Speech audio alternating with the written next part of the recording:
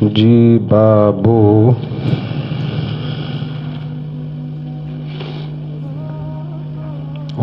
معوذتین معوذتین کے اندر کیا ہے، کیوں ہے، کیسا ہے؟ دراصل انسان کے قابل حفاظت چیزیں چار ہیں جن کی حفاظت انسان کرنا چاہتا ہے. وہ چار چیزیں: نمبر 1 انسان کا مال، اس سے زیادہ ضروری جس کی حفاظت ہے وہ پھر جان ہے. مال، جان، اس سے زیادہ قابل حفاظت چیز، اس سے بھی زیادہ ضروری جس کی حفاظت ہے وہ عزت ہے. انسان مال قربان کرتا ہے، جان بچاتا ہے، جان دے دیتا ہے، عزت بچاتا ہے. بے عزتی کی زندگی بہت پریشان کن ہوتی ہے. کتنے ایسے لوگ ہیں جو عزت کو بچانے کے لیے جان دیتے ہیں. اور چوتھے نمبر پہ اس سے بھی زیادہ ضروری جس کی حفاظت ہے وہ انسان کا دین و مذہب ہے کہ ساری چیزیں اس کے سامنے قربان ہیں.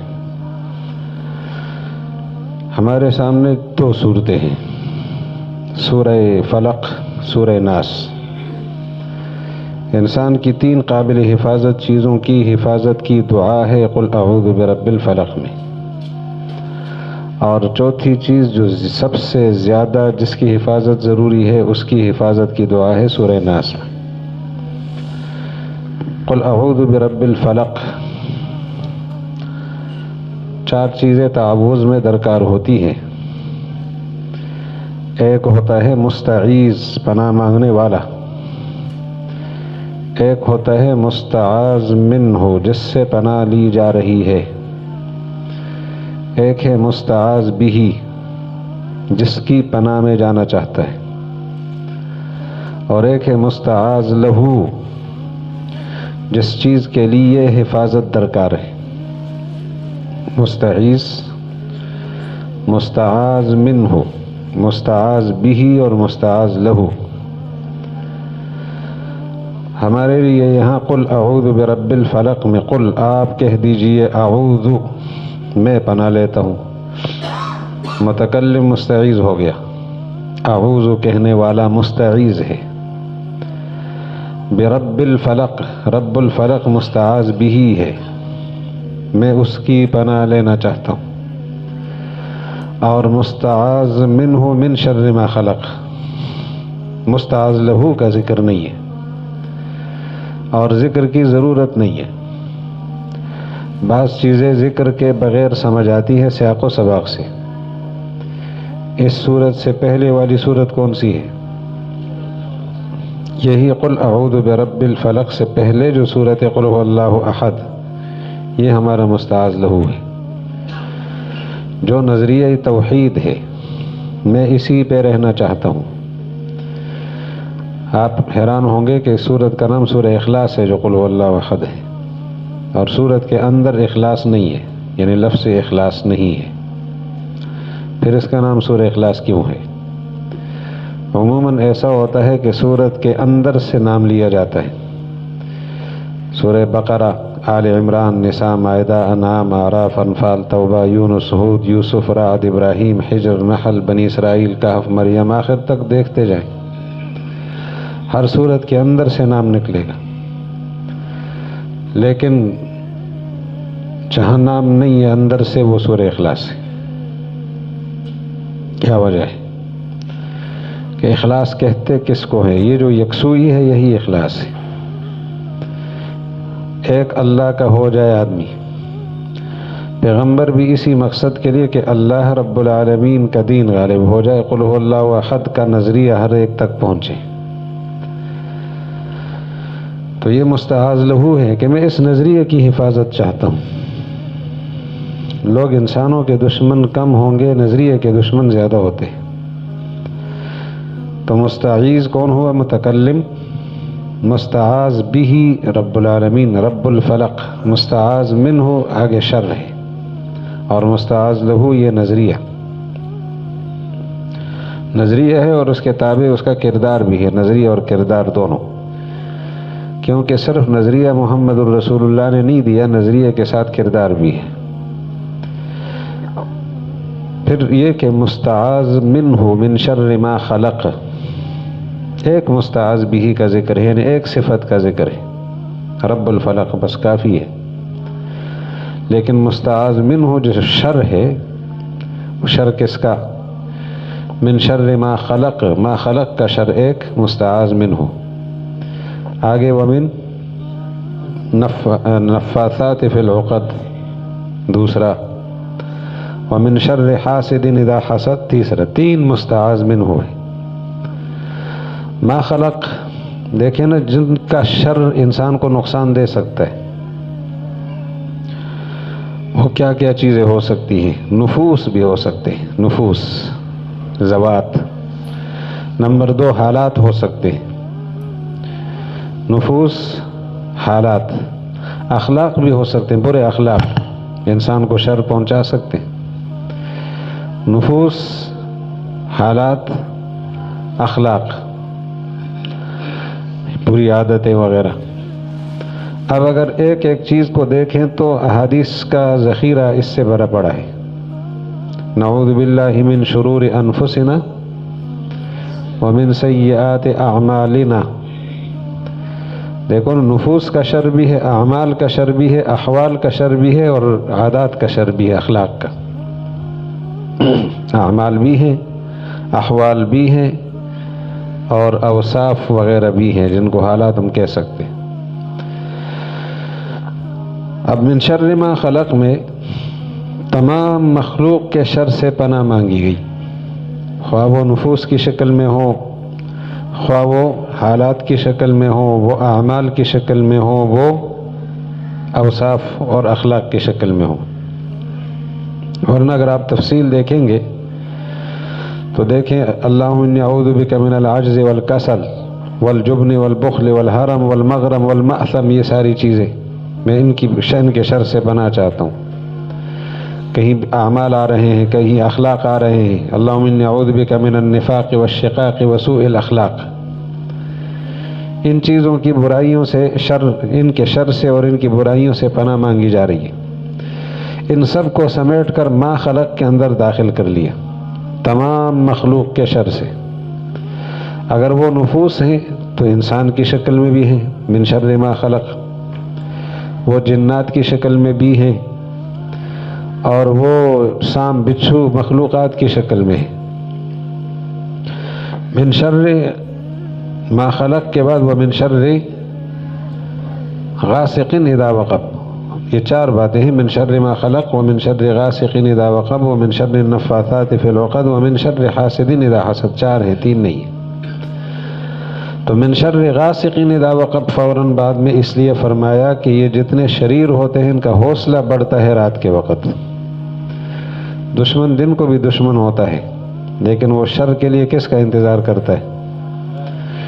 رات کو ہر قسم کے دشمن کے اندر ایک ہمت پیدا ہو جاتی ہے، سانپ اور بچھو، کتے وغیرہ، چوہے، ماشاءاللہ سب تو رات کو متحرک ہوتے ہیں، اور یہ جو ہمارے مچھر ہیں کب زیادہ یہ الغار کرتے ہیں، سارے دشمن رات کو ان کی حوصلہ افزائی، ان کا حوصلہ بڑھ جاتا ہے۔ تو من شر ما خلق ومن شر غاسق، خاص طور پر تاریکی کا جو شر ہے۔ اور پھر کچھ ایسے لوگ ہوتے ہیں جن کے علوم غلط ہوتے ہیں، غلط علم والے لوگ، من شر النفاثات فی العقد، ان کا علم غلط ہے اور اس علم کو استعمال کر کے مجھے نقصان دیتے ہیں۔ اور کچھ لوگ ایسے ہوتے ہیں جن کا علم غلط نہیں ہوتا، صحیح ہوتا ہے، لیکن ان کا جذبہ غلط ہوتا ہے۔ ومن شر حاسد اذا حسد، علم ٹھیک ہے لیکن ان کے جذبات اور احساسات میں میرے ساتھ جوڑ نہیں ہے۔ تو اب دیکھیں نا، جان، مال اور عزت کے یہ دشمن جتنے ہو سکتے تھے ان کے شر سے پناہ مانگی گئی۔ من شر ما خلق، جو ما خلق کا شر ہے وہ بھی عزت کا دشمن ہے، یا جان کا یا مال کا۔ من شر غاسق اذا وقب، رات کی تاریکی کا شر کس کا دشمن ہے؟ جان، مال، عزت. اور اسی طرح من شر النفاثات فی العقد، جادوگروں کا شر کس کا دشمن ہے؟ جان مال عزت کا. اور حاسد کا شر کس کا دشمن ہے؟ حاسد جو ہے نا، یہ اللہ تعالیٰ کو مشورہ دیتا ہے کہ یہ جس بندے سے آپ کا خیر خواہی کا تعلق ہے، اس کے ساتھ میں نے تو خیر خواہی کرنی نہیں تھی. اب چونکہ میرے بس میں تو کچھ نہیں ہے کہ میں ان کو نقصان پہنچا سکوں، اس کو تکلیف دے سکوں، اور اس اچھائی اور خیر سے اس کو محروم رکھ سکوں، میرے بس میں نہیں ہے. لیکن اے اللہ، آپ نے اس کے ساتھ جو خیر خواہی کی ہے اور اس کو نوازا ہے، اس پر میں آپ سے ناراض ہوں معاذ اللہ. اس لیے حاسد آدمی کے لیے سب سے بڑی سزا یہ ہے کہ اپنے حسد میں جلتا رہے. حسد خود ایک جرم بھی ہے اور ایک بیماری بھی ہے اور ایک سزا بھی ہے. بیماری، جرم اور تینوں چیزیں اس میں موجود ہیں. بیماری ہے، علاج ہونا چاہیے. جرم ہے، سزا ہونی چاہیے، اور ساتھ ساتھ سزا بھی ہے. اگر حاسد کو کوئی سزا نہ ملے تو یہ جو محسود ہے، جس کے ساتھ حسد کر رہا ہے، اس کی ترقی اس کو جلانے کے لیے خود کافی ہے. اور حسد یہ ہے کہ دوسرے کی ترقی پر جلتا رہے، کہ نعمت اس کے پاس نہ رہے، مجھے ملے نہ ملے لیکن اس کے پاس نہیں ہونا چاہیے. اس کے بعد انسان کی قابل حفاظت چیز جو ان سب سے زیادہ ضروری ہے، وہ اس کا دین و مذہب ہے. تو وہاں مستعیذ، قل اعوذ برب الناس، اعوذ مستعیذ ہم ہیں برب الناس. مستعاذ بھی کی 3 صفات بیان کی ہے: رب الناس، ملک الناس، الہ الناس. اور مستعاذ منہ ایک ہے، من شر الوسواس، اور اس کے 3 اوصاف ہیں. ایک مستعاذ منہ ہے جس کے شر سے ہم نے بچنا ہے، اور اس کے 3 اوصاف ذکر ہیں. پہلا وصف ہے من شر الوسواس، وسواس. دوسرا الخناس. تیسرا الذی یوسوس فی صدور الناس. اور اس کی 2 قسمیں ہیں، من الجنۃ والناس. مستعاذ منہ ایک ہے، قسمیں اس کی 2 ہیں، اور ان کے اوصاف 3 ہیں. اس مستعاذ منہ کے دونوں قسموں کے اوصاف 3 ہیں: یوسوس الوسواس، الخناس، الذی یوسوس. دیکھیں، ہم کہتے ہیں یا اللہ ہمیں پناہ چاہیے. کس کی پناہ میں جا رہے ہو؟ رب الناس.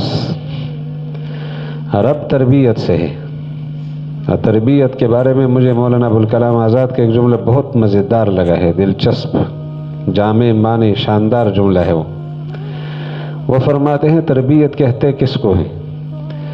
وہ فرماتے ہیں ضرورت کی چیز ضرورت کے وقت، ضرورت کے بقدر ضرورت مند تک پہنچے اور اس کی ضرورت کو پورا کرے. یہ تربیت ہے. ضرورت کی چیز ہو، ضرورت کے بقدر ہو، ضرورت کے وقت ہو، اور کس کو پہنچے؟ اور اس کی ضرورت کو. تو یہ ہے تربیت. اب چھوٹا بچہ، شیرخوار بچہ گود میں ہے، اس کی ضرورت کیا ہے؟ اس کے سب سے بڑی ضرورت اس کی وہ دودھ ہے، پھر ماں کی تربیت ہے اور شفقت ہے، اور والدین کا سہارا. یہ ساری چیزیں اس کو ضرورت کے وقت پہنچتی ہے، ضرورت کے بقدر پہنچتی ہے، اور اس کی ضرورت کو پورا کرتی ہے. زندگی کے ہر لمحے میں ہم اسی طرح محتاج ہوتے ہیں. ہمیں پانی کی ضرورت ہے کہ نہیں؟ آپ کل پیاس سے آپ کو لگے گی، آج سے انتظام کیا ہے کہ کل پانی مجھے ضروری ہوگا اور میں یہ پانی پیوں گا.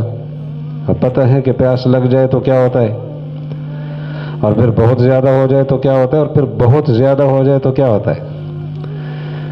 لیکن اس کے باوجود کوئی انتظام نہیں کرتے. کدھر جانا ہے؟ جی میں نے کراچی جانا ہے. کراچی بھلے سعودیہ چلے جاؤ لیکن پانی ساتھ لے کے نہیں جاتا. یہ اسے اندازہ ہے کہ ضرورت کا پانی مجھے اللہ وہاں دیں گے. تو ضرورت کی چیز ضرورت کے بقدر ضرورت مند تک پہنچے، اور اس کی وہی پیسے کا ہونا یہ تربیت نہیں ہے. اس پیسے کے ذریعے سے نعمت تک پہنچنا یہ تربیت ہے. اور یہ کام تکوینی طور پر ہو رہا ہے، ورنہ انسان کے پاس پیسے ہوتے ہیں اور پھر بھی بھوکے مرے ہیں اور پیاسے مرے ہیں. پھر رب الناس، ملک الناس، الہ الناس. مولانا احمد علی لاہوری بڑا مزیدار ترجمہ فرماتے ہیں، کہہ دو میں پناہ لیتا ہوں آدمیوں کے رب کی، لوگوں کے بادشاہ کی، انسانوں کے معبود کی، آدمیوں کا رب، لوگوں کا بادشاہ، انسانوں کا معبود۔ حضرت کے الفاظ کا انتخاب دیکھیں کہ بھئی جب ناس 3 دفعہ آیا ہے تو فرق ہونا چاہیے مفہوم میں بھی تھوڑا سا، یعنی وہاں بھی مترادف الفاظ سے فرق ہونا چاہیے۔ 3 دفعہ رب الناس ملک الناس الہ الناس، یعنی رب 3 دفعہ لفظ استعمال ہوا ہے، رب نہیں لفظ نہیں مستعاذ منہ 3 استعمال ہوئے ہیں، ایک رب، ایک ملک، ایک الہ، اور ناس کا لفظ 3 دفعہ استعمال ہوا ہے۔ اس میں اشارہ ہے انسان کی زندگی کے 3 مراحل کی طرف۔ انسان بچپن میں تربیت کا زیادہ محتاج ہوتا ہے، بعد میں ہوتا ہے، لیکن سب سے زیادہ محتاج کب ہوتا ہے؟ اور انسان اپنے حقوق کی حفاظت کو زیادہ ضروری سمجھتا ہے جوانی میں، اس کے حقوق کی حفاظت ہو، اور انسان پھر معبود عبادت کا محتاج ہوتا ہے اور شوق ہوتا ہے، اس کو رغبت ہوتی ہے آخری عمر میں۔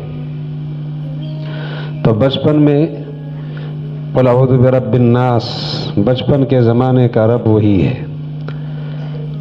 تو آپ کا حقیقی مربی اللہ، اور جوانی میں تو آپ کے حقوق کا حقیقی محافظ ملک الناس اللہ ہی ہے، اور آپ کے بڑھاپے میں آپ کے شوق کا مرکز اور رغبتوں کا محور اللہ کی ذات ہے۔ جب تینوں مرحلوں میں آپ اس سے وابستہ ہیں تو پھر اسی سے پناہ مانگے، بچپن میں بھی، لڑکپن میں بھی، جوانی میں بھی۔ من شر الوسواس، بہت زیادہ وسوسے ڈالتا ہے، وسوسے ڈال کے چھپ جاتا ہے اور لوگوں کے نظریات کو خراب کرتا ہے۔ اب انسان بھی ہے، جن بھی ہے، تو جن جو ہے وہ تو دل میں وسوسہ ڈالے گا اور پھر وسوسہ ڈال کر پیچھے ہٹ جائے گا اور لوگوں کے خیالات خراب کرے گا، میرے بارے میں میرے خیالات خراب کرے گا لوگوں کے بارے میں۔ لیکن انسانوں میں بھی ہوتا ہے نا، تو وسوسہ ڈالتا ہے کہ میرے خلاف گویا، چونکہ میں ایک نظریہ رکھتا ہوں توحید کا، اور اس نظریے قرآن پاک کی دولت کوثر لے کر آیا ہے سامنے، اب تو وہ لوگوں کا دماغ خراب کرے گا، لیکن خراب کرے گا پروپیگنڈے سے۔ جب سامنا کریں گے تو خناس پھر پیچھے ہٹے گا، سامنے نہیں آ سکے، دلیل کا سامنا تو نہیں کر سکتے، اور کرتا کیا ہے؟ لوگوں کا دماغ خراب کرتی ہے، وسوس فی صدور الناس۔ تو یہ 2 صورتیں ہیں رسول اللہ علیہ السلام نے ان کا اہتمام کیا ہے، وہ آپ نے احادیث میں پڑھا ہے کہ کس طرح اہتمام کیا ہے۔ تو یہ نسخہ ہے قابل حفاظت، چیزوں کی حفاظت کے لیے زبردست نسخہ استعمال کریں گے نا جی انشاءاللہ۔ تو ایک باب پڑھ لیں، باب ما جاء فی الرقیۃ بالمعوذتین۔ جی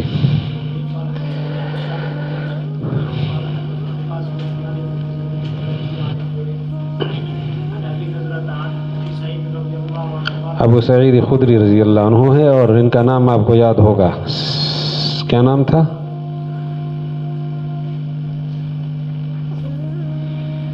ابو سعید خدری رضی اللہ عنہ کا نام سعد ابن مالک ابن سنان، سعد ابن مالک ابن سنان رضی اللہ عنہ ان کا نام ہے۔ جی آسان ہے، اگر آپ بھول جائیں نا کم از کم کبھی، تو سعد ابن ابی وقاص اور ان کا نام اور ان کے والد کا نام بالکل ایک جیسا ہے، تو سعد تو یاد ہوگا نا، ان کا نام سعد ہے، ان کا نام بھی سعد ہے۔ ان کے والد مالک، ان کے والد بھی سعد ابن مالک، اور ان کے والد کا نام پھر آگے وہیب ہے، اور ان کے والد کا نام سنان ہے، دادا میں فرق ہے۔ اکثر بھول جاتے ہیں اور سوال ہوتا ہے وہی ابو سعید خدری کا تو نام ذہن میں رہنا چاہیے، سعد ابن ابی وقاص، تو ابو وقاص کے بیٹے سعد، تو ابو وقاص کا نام مالک تھا۔ جی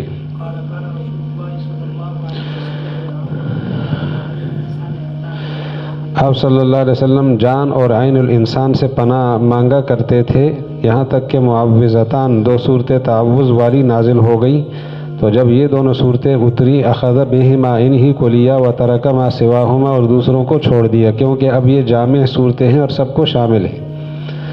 وفی الباب عن انس قال ابو عیسیٰ ھذا حدیث حسن غریب۔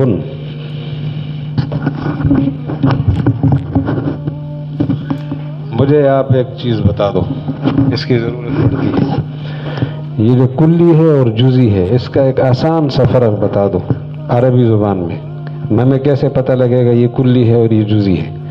مفہوم تو جانتے ہیں، جس میں ذہن میں مفہوم میں اشتراک ہو تو وہ کلی ہے، اور اشتراک نہ ہو تو جزئی ہے. لیکن دیکھ کر ایک بچے کو بھی ہم کہہ سکیں کہ یار یہ جزئی ہے یہ کلی ہے، اس کا کیا طریقہ ہے؟ آسان طریقہ ہے. جتنے معرفے ہیں نا وہ جزئی ہیں، اور جتنی نکرے ہیں وہ کیا ہیں؟ رجل کلی ہے اور الرجل جزئی ہے. ہاں اگر الف لام جنسی ہو یا استغراقی ہو، پھر وہ الف لام والی باوجود الف لام کے معرفہ ہونے کے وہ کلی ہیں، لیکن الف لام عہد خارجی ہو تو جزئی ہے. تو جتنے معرفے ہیں وہ کیا ہیں؟